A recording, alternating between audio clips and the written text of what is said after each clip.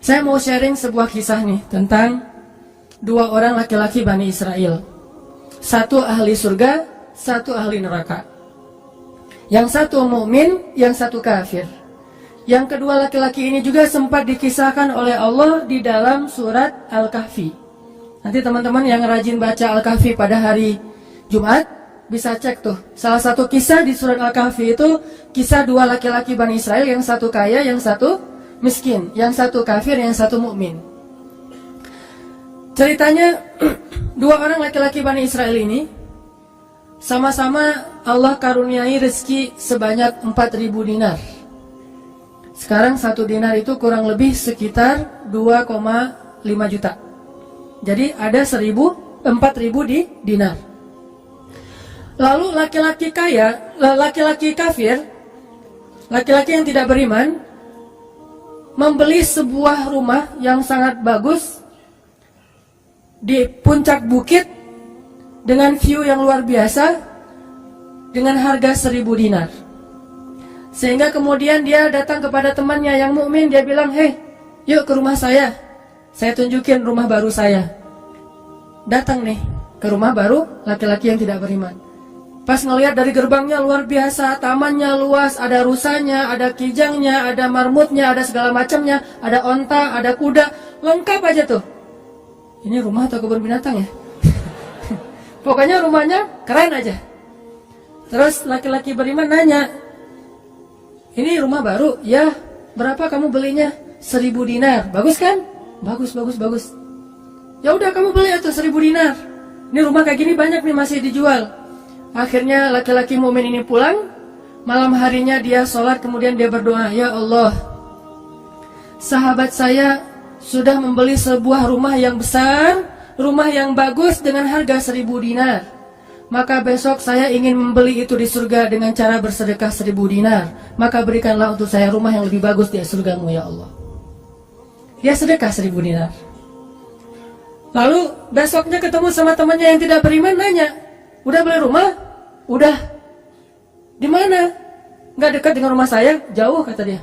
"Di mana itu?" "Di surga." "Hah? Caranya gimana?" "Sedekah." "Wah, kamu mah orangnya fanatik lah istilahnya." Samar nikah, pas hari pernikahan ngundang temannya yang beriman. "Datang ya ke acara pernikahan saya.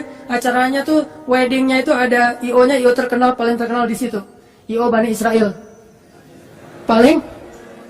Jadi wedding bukan IO ya, wedding organizer-nya Bani Israel. Kan orang Bani Israel mah, orang Yahudi ini kalau bikin acara tuh luar biasa ya. Kayak mereka bikin Tomorrowland segala macam kan. Jadi bikinlah wedding organizer ini bikin acara wedding yang luar biasa, menghabiskan berapa? Kalau sekarang mungkin di TV-TV itu suka diumumin biaya weddingnya itu berapa miliar kan, suka gitu tuh. Nah dia ngumumin. Atau kalau nggak dia ngumumin pun orang-orang bilang, "Tahu nggak itu acaranya habis berapa?" 1.000 dinar. Habis 1.000 dinar. Dia nanya, "Ini emang habis 1.000 dinar?" "Ya, maharnya 1.000 dinar. Mahar si cewek cantik. Cewek paling cantik di kota itu aja. Tidak ada lagi cowok kecuali pernah suka sama tuh cewek. Tapi dia dapat gara-gara punya uang 1.000 dinar. Saya pernah goyang sama istri saya, "Nanti kalau anak kita nikah, maharnya nggak usah mahal-mahal. 2 miliar aja. 1 miliar buat dia, 1 miliar buat bapaknya." Nah, 1.000 dinar. Udah gitu dia pulang nih orang beriman. Malamnya dia tahajud, dia berdoa kepada Allah, "Ya Allah, teman saya udah nikah dan saya mau masih gini aja." Tuh ya, ini pedoman buat teman-teman ya. Kalau ada yang ngasih kartu undangan, tanya maharnya berapa? Maharnya 10 juta. "Waduh, saya pas nih 10 juta. Bilang ke Allah, "Ya Allah," sama kayak dia, "saudara saya, teman saya sudah menikah dengan mahar 1.000 dinar. Dan saya masih punya. Saya ingin melamar bidadari di surga dengan 1.000 dinar. Nikahkanlah saya dengan bidadari paling cantik di surga ya Allah. Ini 1.000 dinarnya, sedekah 1.000 dinar." Temannya punya anak, ceritanya pas lagi reuni SMP gitu ya. Lagi reunian tanya, "Kok masih sendiri aja?" Enggak sendiri, cuma nggak dibawa." Itu trik menjawab pertanyaan yang nyelekit tadi. "Loh, kok kamu sendiri? Nggak ditemenin sama si dia?" "Enggak, lagi nggak enak badan." Nggak dibawa katanya. Loh kok nggak dibawa? Soalnya masih di surga. Cie. Udah aja. Oh di surga gimana caranya? Sedekah 1000 dinar. Wah lo benerannya keterlaluan lo. Udah habis-habisan dibully. Dibully habis-habisan gara-gara dia nggak melamar cewek dengan 1000 dinar, malah pakai sedekah untuk melamar bidadari hurul ain. Baca surat Ar-Rahman paragraf terakhir tentang hurul ain. Fihinna qasiratut tarfi lam yatumithunna insun qablahum wala jan. Gak ada manusia yang kayak gitu. Qasiratut tarf, cewek yang matanya besar tapi sayu. Matanya besar tapi sayu. Kalau mata saya kecil, matanya besar tuh. Orang sekarang kan banyak pengen mata besar, sampai diedit dulu di B berapa tuh? Aplikasi teh. Ah itu. Di Fotoras lah, apalah diedit supaya matanya disobek dikit bagian ininya jadi besar gitu ya. Dikasih eyeshadow, dikasih apa segala macam supaya matanya besar. Kenapa? Mata besar itu simbol dari kecantikan. Makanya bidadari itu bahasa Arabnya hurul ain, yang matanya besar. Lam yatumithunna insun qablahum walajan. Belum pernah disentuh. Disentuh doang loh ya, bukan yang lain. Cuma disentuh aja, belum pernah oleh manusia dan jin. Murni, asli, original. Belum pernah dilihat oleh siapapun, benar-benar tersimpan. Kannahunnal yakut wal marjan, seolah-olah mereka itu adalah yakut wal marjan, mutiara yang wangi. Udah mutiara, wangi pula. Yakut wal marjan. Bukan Yakult yang diminum sehari itu ya, Yakult beneran. Ditambah lagi nanti di ayat yang lain, fihinna khairatun hisan, perempuan yang khairat. Khairat itu artinya banyak anak, subur. Dan di surga itu orang berkeluarga dan beranak pinak. Sehingga seseorang ketika pengen punya anak, langsung punya anak, tidak perlu 9 bulan hamil. Dan gak perlu juga sesar. Udah aja lahir. Lahir dengan cara yang Allah ciptakan, sangat indah. Tidak perlu ada wahnan ala wahnin, tidak ada kepayahan demi kepayahan. Lahir anak. Dan anaknya bisa pesen, request. Ya Allah, saya pengen anak laki-laki, tapi modelnya gini. Nah, bisa. Kalau di dunia kan gak bisa request, terima aja apa adanya ya. Wah gini ternyata gak mirip. Cuma di dunia di akhirat mah bisa request, segalanya sesuatu juga bisa request. Udah aja kayak gitu, hurul ain. Sehingga dia tahu, gimana pun cewek ini cantik, tidak pernah bisa mengalahkan satu hurul ain. Seandainya jemari hurul ain, jari kelingking doang dikeluarin dari surga ke dunia, maka cahaya matahari akan tertutup oleh cahaya jari kelingkingnya hurul ain. Kalau hurul ain sempat keluar dari surga, jatuh ke bumi, kau bidadari jatuh dari langit gitu kan ya. Nah, jatuh tuh ke bumi beneran, maka nafasnya, satu kali dia bernafas, semua manusia akan mati karena tergila-gila kepada dia. Harumnya nafas hurul ain. Gak usah dibayangin, ntar makin gak bisa tidur. Sekedar ilustrasi doang nih. Akhirnya dia lamar tuh hurul ain dengan sedekah 1000 dinar. Udah aja sih kayak gitu. Dan dia merasa, alhamdulillah saya lebih beruntung dari dia. Saya lebih beruntung dari dia. Gitu matematika mukmin. Baru setelah beberapa tahun, teman yang pertama tadi yang tidak beriman beli kebun. Kebun yang sangat luas. Lalu ngajak lagi teman yang beriman, yuk ke kebun saya. Kamu udah punya kebun? Udah, datang aja. Kamu tahu nggak nih kebun yang saya beli berapa? 2000 dinar. Kebun korma yang sangat luas, yang di dalamnya ada mata airnya sendiri, yang tidak seolah-olah tidak ada batas ketika kita memandangnya. Terus sepanjang mata memandang. Kebun kurma yang rindang, 2000 dinar. Lalu laki-laki ini pulang lagi, ya Allah, izinkan saya membeli kebun-kebun surgamu dengan 2000 dinar, karena saudara saya itu udah membeli kebun di dunia. Sedekah lagi 2000 dinar. Terus kayak gitu sampai mereka tua. Yang satu meninggal dalam keadaan kaya raya tapi kafir, yang satu lagi meninggal dalam keadaan miskin tapi beriman. Siapa lebih beruntung? Tergantung matematika yang dipakai. Kalau matematikanya materi duniawi, pasti orang yang pertama yang tidak beriman lebih beruntung.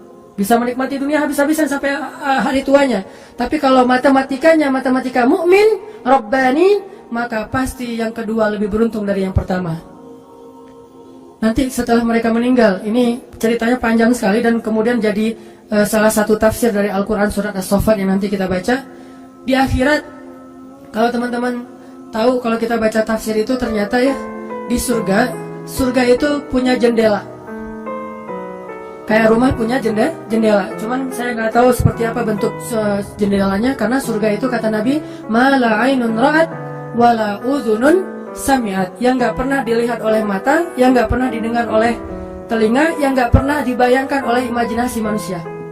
Yang jelas ada jendela itu di surga. Nah, jendela ini apa? Jendela ini dipakai untuk mengintip ke neraka. Jadi nanti kalau ada kisah-kisah penduduk surga menyelamatkan orang-orang di neraka, itu lewat jendela itu. Kalau ada cerita penduduk surga dan penduduk neraka berdialog, itu lewat jendela itu. Bukan keluar dulu, sama-sama keluar terus ada ruangan khusus dialog gitu, enggak. Atau pakai misalnya Skype gitu ya, nelfon neraka pakai Skype. Tring, lagi disiksa, aduh ada yang nelfon, bentar dulu. Kan nggak ada yang gitu ya. Ini mah pakai jendela, jadi jangan pakai imajinasi teknologi yang sekarang. Nggak ada Skype, nggak ada WhatsApp call, video call gitu, nggak ada line. Yang ada lewat jendela. Begitu dia ngelihat ke jendela, dia langsung Allah berikan dimensi melihat neraka. Langsung Allah kasih ruang untuk bisa melihat neraka. Di neraka itu dia akan bertanya kepada malaikat neraka, ngasih kayak kertas gitu, tolong cariin yang namanya ini, cariin. Oh ya, ini masa nggak kenal, kayaknya di surga. Emang siapa? Hanan Ataki. Penduduk malaikat neraka mah nggak kenal. Amin, aminin atuh. Mudah-mudahan semua kita tidak dikenal di neraka, dikenal di surga insya Allah. Kalau ini mah nggak boleh hore, ini serius nih. Udah aja ngasih nama gitu ya ke malaikat penjaga neraka. Kenal nama ini nggak? Oh, ntar dulu nanya ke yang lain. Kenal nama ini nggak? Oh, ada tuh yang di pojok sana tuh lagi dihabis-habisin sama malaikat. Udah malaikat yang itu bawain sini gitu. Pas dibawain, ternyata itu adalah laki-laki tadi yang di dunia saling bersaing dalam memperkaya diri. Satu memperkaya diri di dunia ya, satu lagi memperkaya diri di akhirat. Bro, gimana nasib lo sekarang? Waduh, saya sekarang disiksa segala macam, dia ngaku kesalahannya. Lah kamu gimana? Dulu kamu katanya beli rumah di surga, terus nikah di surga, terus beli kebun di surga, udah dapat. Wah, bukan dapat lagi. Ternyata 1000 dinar itu bukan satu istana loh bro. 1 dinar itu sekian ribu istana. Sekarang saya 1000 dinar, bayangin aja. Hah gitu, makin sakit kan ya.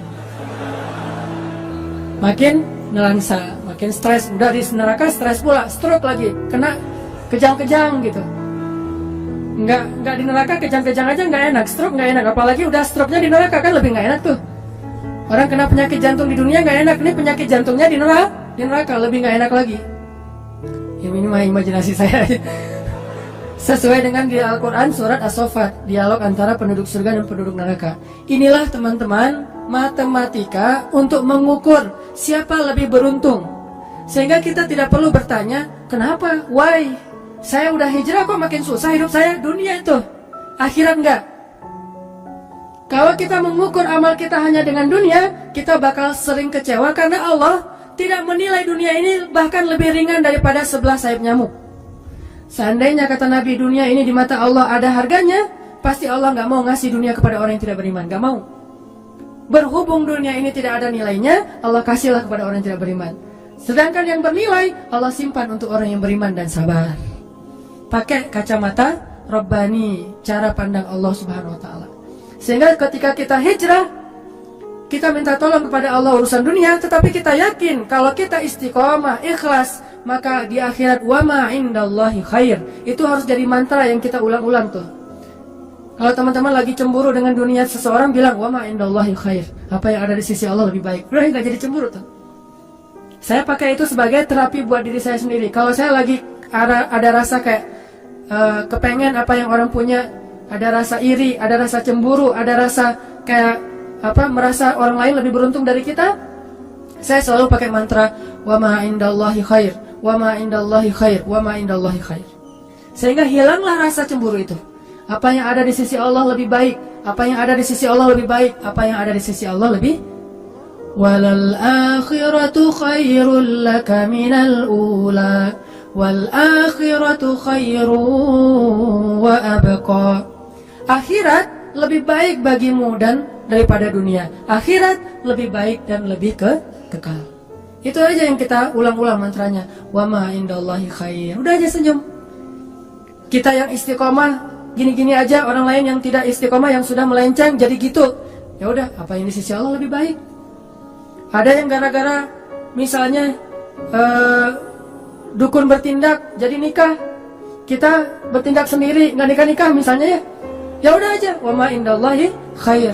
Dan apa yang ada di sisi Allah itu bukan hanya akhirat tetapi juga dunia. Cuman Allah tidak memberikannya dalam waktu yang segera kepada mukmin karena Allah ingin melihat dulu ketabahan, kesabaran dan keistiqomahan kita. Matematika itu coba kita pakai dalam hidup. Kayak saya pernah dulu banget, awal-awal saya di Bandung masih senang usaha-usaha gitu sebelum ada dakwah. Kan pertama saya masuk ke Bandung bukan berdakwah. Lama-lama setelah lelah berusaha akhirnya berdakwah. Karena nggak mendapatkan kebahagiaan hanya dengan harta. Kan dulu saya pernah usaha bisnis pulsa yang saya pernah cerita, ada 60 cabang pulsa saya di Bandung. Terus naik lagi bisnis jual beli mobil bekas, beli jual. Terus terakhir pernah main properti walaupun nggak sampai punya klaster, sampai punya perumahan, tapi 1-2 properti beli, jual lagi, perbaiki, jual dan segala macam. Waktu itu saya sempat hampir kegoda sama teman saya yang beli beberapa aset ruko di daerah Antapani. Dulu Antapani nggak seperti sekarang, masih murah-murah tuh rukonya. Dan kan cepat banget tuh perkembangan Antapani ya. Dia beli tuh 1 ruko di Antapani dengan DP, lalu dia cicil.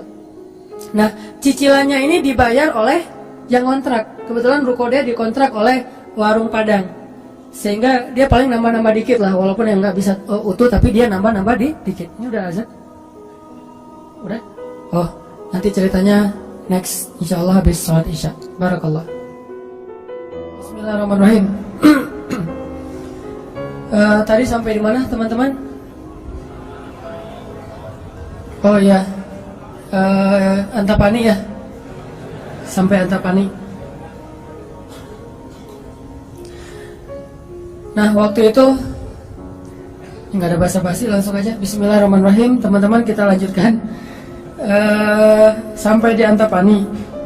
Jadi teman saya tuh ada yang investasi dengan beli salah satu ruko di Antapani dengan cara nyicil DP, terus yang bayar cicilannya itu adalah yang kontrak. Kalau nggak utuh pun dia tambahin sedikit lah, paling nambahin 500.000 sebulan. Setelah kurang lebih 3 tahun, akhirnya itu udah lunas, dia bisa nge-DP-in lagi yang baru. Setelah sekitar 5 tahun berjalan, saya ketemu lagi sama dia. Dia bilang, ini semuanya udah ruko saya nih. Udah ada sekitar 6 ruko yang dia punya. Dan setengahnya dipakai sama Alfamart. Sisanya dipakai ada warung Padang, ada apa di situ. Sehingga dengan cara dia bisa cepat berkembang. Saya di awal menganggap diri saya itu agak-agak idealis. Anggapan pertama, waduh saya ini kayaknya terlalu idealis kali ya gitu. Mulai galau kan, mulai tidak istiqomah. Jangan-jangan saya terlalu kaku nih dalam agama. Lagi nyari-nyari dalil mana nih yang membolehkan gitu kan ya. Biasalah apalagi ustaz kan bisa ngotak-ngatik gitu kan. Sampai bisa menemukan dalil boleh, tapi nggak nemu. Akhirnya yang bisa menguatkan hati apa? Wa ma indallahi khair. Apa yang ada di sisi Allah lebih baik. Kalau mau kayak gitu, mungkin sekarang saya udah punya juga beberapa ruko. Tapi karena nggak bisa dengan cara seperti itu, akhirnya ya punya itu aja dan tidak berkembang secara duniawi. Tetapi saya yakin mudah-mudahan dengan itu kita berinvestasi di akhirat. Makanya ini matematika harus jadi pola pikir kita, harus jadi mindset, persepsi kita dalam hitung-hitungan amal. Sehingga ketika kita belajar Islam, mulai bertaubat, mulai berhijrah, lalu Allah Subhanahu wa taala seolah-olah lebih memanjakan orang lain yang belum berhijrah, yang belum bertaubat daripada kita dengan dunia. Katakan wa ma indallahi khair. Apa yang ada di sisi Allah lebih baik. Katakan bahwa wal akhiratu khairun wa abqa. Akhirat lebih baik dan lebih kekal. Katakan walal akhiratu khairul laka minal ula, dan akhirat itu lebih baik bagimu daripada dunia. Ini yang memotivasi kita untuk bisa istiqomah, sehingga kita tidak ngerasa dicurangin sama Allah Subhanahu wa taala. Karena Allah melihat balasan akhirat itu lebih baik daripada ngebalas di dunia. Sehingga Allah kalau sayang kepada seorang hamba, Allah menyediakan akhirat lebih besar daripada dunia untuk dia. Seandainya dunia itu adalah bentuk kasih sayang Allah, maka Allah sudah memberikan kekayaan dunia kepada semua nabi yang Allah cintai. Tapi nabi yang kaya itu sedikit. Rata-rata nabi itu susah hidupnya, apalagi setelah menjadi nabi. Nabi Muhammad sebelum jadi nabi hidupnya luar biasa kan? 40 tahun pertama, terutama 15 tahun pertama setelah menikah dengan Khadijah, gimana kehidupan Nabi Muhammad? Segalanya ada. Khadijah itu orang yang paling kaya, perempuan paling kaya di Mekah, menikah dengan Nabi Muhammad yang pintar dalam berdagang. Gak pernah Nabi rugi dalam berdagang. Jujur tapi untung. Sehingga selama 15 tahun Nabi mau traveling kemana aja bisa. Traveling ke Syam bisa, traveling ke Yaman bisa. Syam dan Yaman itu jarak yang cukup jauh. Mau ngapain aja bisa. Punya ternak yang sangat banyak, punya kebun kurma yang luas sekali dan segala macam. Rumahnya rumah terbaik di kota Mekah. Hidup selama 15 tahun dalam kenikmatan. Begitu jadi nabi, langsung kayak terjun payung, cepat sekali. Sampai akhirnya Khadijah wafat ketika Nabi masih di Mekah dalam keadaan hampir tidak punya warisan apa-apa. Jadi kurang dari 13 tahun jatuh miskin, fakir. Sampai ketika hijrah ke Madinah, Aisyah curhat. Apa kata Aisyah? Di rumah Rasulullah itu lebih dari 1 bulan tidak ada asap di dapur. Dalam keadaan tidak pernah masak selama berbulan-bulan. Soalnya kalau kita mah beli warung Padang jadi nggak perlu masak ya. Kenapa itu rumah nggak pernah masak? Yalah, soalnya dia punya warung, jadi masaknya di warung, tinggal dibawa aja ke rumah. Nabi benar-benar nggak pernah masak tuh. Coba bayangin, pernah nggak Nabi bilang gini ke Allah, Allah, lah saya kan kerjanya sama Allah, kok malah jadi kayak gini, hidup saya jadi susah gini? Nggak pernah Allah Nabi mengatakan demikian. Kenapa? Karena Nabi tahu logikanya. Nabi benar dalam menggunakan logika hitung-hitungannya. Nabi tahu matematikanya, sehingga Nabi nggak pernah mengeluh ke Allah, kok saya sejak jadi Nabi jadi susah Allah. Katanya saya kekasih Allah, kok saya diperlakukan kayak gini? Nggak pernah Nabi ngomong kayak gitu. Kalau Nabi aja kekasih Allah, malah jadi susah gara-gara jadi kekasih Allah secara duniawi, tidak pernah mengeluh. Terus siapa kita mau mengeluh dan menuduh Allah dengan tuduhan-tuduhan yang tidak benar? Apakah kita merasa bahwa setelah kita berhijrah, Allah harus memberikan kepada kita dunia yang di mata Allah tidak ada nilainya? Berarti kita meminta kepada Allah sesuatu yang tidak baik dan membuang sesuatu yang baik. Itulah yang dulu pernah dinasihatkan oleh Musa kepada Bani Israel di dalam surat Al-Baqarah. Coba teman-teman lihat di surat Al-Baqarah itu ayat 61.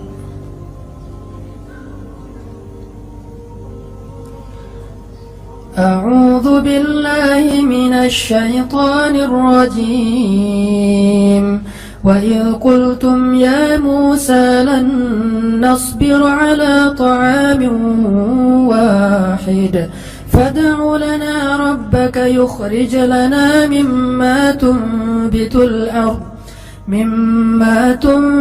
الأرض من بقلها وقثائها وفومها وعدسها وبصلها. Apa yang terjadi? Ketika orang-orang Bani Israel hijrah ke Palestina, lalu mereka mengeluh di Palestina karena setelah mereka hijrah, hidup mereka tidak menjadi lebih baik secara duniawi. Perasaan kata Bani Israel, sama aja deh. Sejak kita hijrah, sejak kita masuk agama Yahudi, sejak engkau datang Musa, sawa'un alaina, nasib kami sama aja nih. Sebelum kamu datang dan setelah kamu datang, nasib kami tetap aja susah, wahai Musa. Ini logika Bani Israel. Makanya banyak Bani Israel itu yang kufur kepada Allah karena pakai logika ini. Logika 2 tambah 2, 4. Itu logika Bani Israel kalau dalam urusan agama. Beda kalau dalam urusan matematika. Jangan bilang, "Dek, 2 tambah 2 berapa? 4." Bani Israel. Jangan. Itu mah matematika. Kalau dalam urusan agama itu logika Bani Israel. Mereka selalu menghitung-hitung itu dengan logika matematika duniawi. 2 tambah 2 4. Sehingga mereka selalu mengeluh, "Ya Musa, sama saja nasib kami, engkau datang dan engkau tidak datang dulu. Sama-sama susah. Terus apa baiknya dengan kedatangan wahai Musa?" Mereka menghitung kebaikan itu hanya dari sisi materi saja. Padahal kedatangan Musa telah mengeluarkan mereka dari perbudakan kalau mau dihitung lebih jujur bahal di urusan dunia.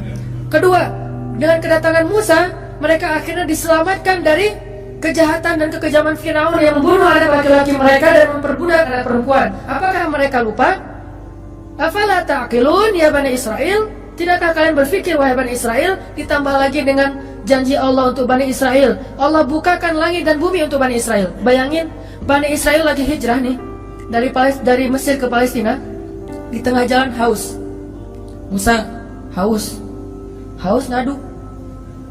Hashtag semuanya viral. Haus Bani Israel. Hashtagnya haus. Akhirnya Nabi Musa berdoa kepada Allah, "Ya Allah, beri mereka air." Keluarlah mata air satu untuk Bani Israel yang ada 12 suku. Berapa? 12 gitu? Lupa Ya gitu deh. Oh ini.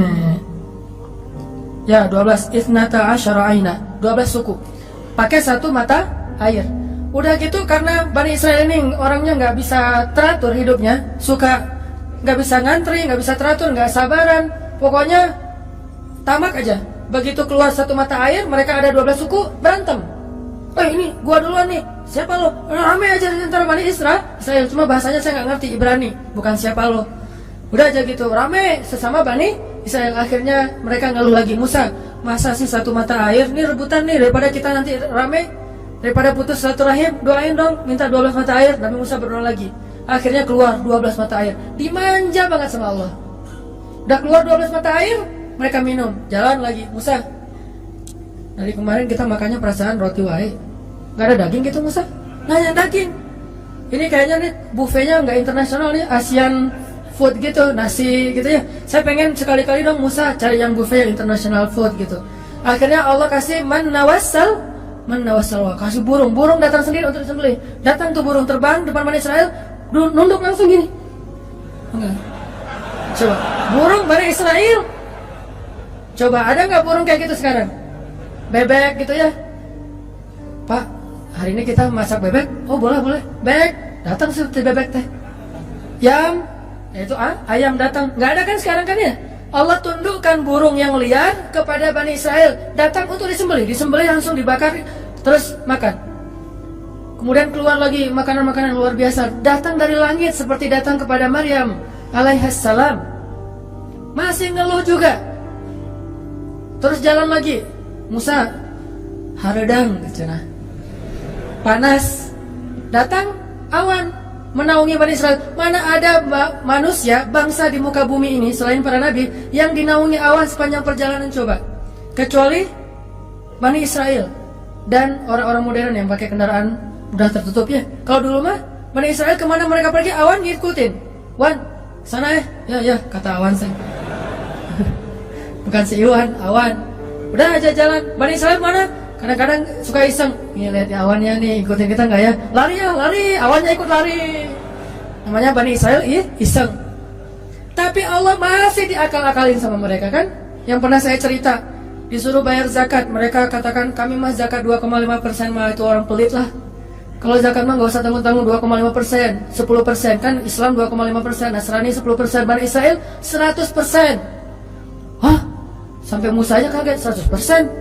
Benar gitu syariatnya 100%? Wah Musa 100% ya? Kami berani memberikan zakat 100%. Caranya gimana? Dikumpulin semua gandumnya, dilempar ke langit, terus dia bilang, "Ya Allah, ambil sesukamu, yang jatuh ke bumi itulah hak saya." Itulah Bani. Saya lempar semuanya, gandum, roti, segala macam, korma, dilempar ke langit. "Ya Allah, ambil sesukamu ya Allah. Yang jatuh ke bumi berarti engkau ridho untuk saya." Mana ada yang nyangkut di tengah antara langit dan bumi kan? Pasti semuanya jatuh ke bumi. Oh berarti Allah nggak memerlukan itu, ya udah untuk kita aja. Yang penting kan kita udah niat nih 100%, tapi Allah nggak mau nerima. Ya udah, itu akal-akalan Bani Israel. Makanya mereka ngeluh, ya Musa, di Palestina itu tidak ada sayur mayur, tapi kangen makanan-makanan di Mesir. Kalau teman-teman tahu Mesir itu sebetulnya nggak tandus-tandus amat. Mesir itu ada bagian yang salju. Jadi kalau mau ngerasain Eropa bisa ke bagian itu. Ada yang bagian yang benar-benar padang pasir, ada yang bagian yang subur luar biasa. Nah, sampai mereka kangen dengan sayur-sayuran Mesir. Kangen dengan bayam, kalau di kita mah kangen dengan singkong, kangen dengan jengkol. Ya, pernah kangen jengkol? Karena nggak pernah keluar Bandung. Kalau keluar Bandung pasti kangen jengkol. Misalnya umroh gitu ya. Ada restoran Indonesia, Mang, ada jengkol? Di Mekah. Kalau tanya orang Arab, jengkol. Bahasa Arabnya tidak ada jengkol. Soalnya bahasa Arabnya tidak ada jengkol. Mahal kata orang Arab, jengkol yang aroma. Ya. Intinya orang Bani Israel kangen dengan makanan Mesir. Terus apa kata Nabi Musa? Qala tastabdiluna alladhi huwa adna billadhi huwa khair. Apakah kalian meminta untuk menukar sesuatu yang buruk dengan sesuatu yang lebih baik? Maksudnya apa? Kenapa kalian ingin dibayar oleh Allah dengan dunia ketika kalian beriman? Kalau Bani Israel itu kalau beriman hitung-hitungan banget. Habis beriman harus rezekinya berlimpah.